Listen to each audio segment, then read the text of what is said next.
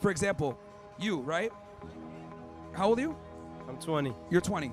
So, who do you think is going to have more value in society, you or a 20-year-old girl?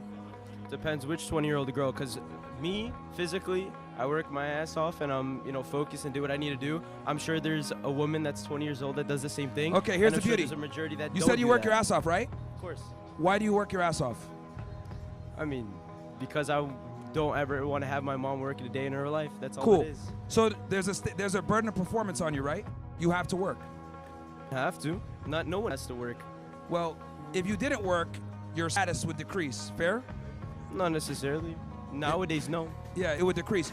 So the reason why you're working is because you kind of know it's like an unspoken reality that men have to perform. But if I took a 20-year-old girl, she doesn't have to work. You do. That's my point. I mean, working is one thing, because women, they can work in other ways. It doesn't just have to be like a 9-to-5, making money. They can work in supporting and doing things around the house. For example, if you have a team of people, not every single person is just bringing in money.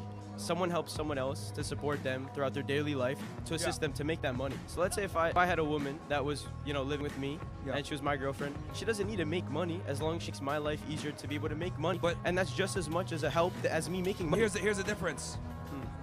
It wouldn't work the other way around, and that's my point. If she worked and you helped her out behind the scenes, why not? It probably wouldn't work because women don't like to provide for men long term. It depends on the situation, depends on the person. 90+% of women do not want to be a breadwinner for a man ever.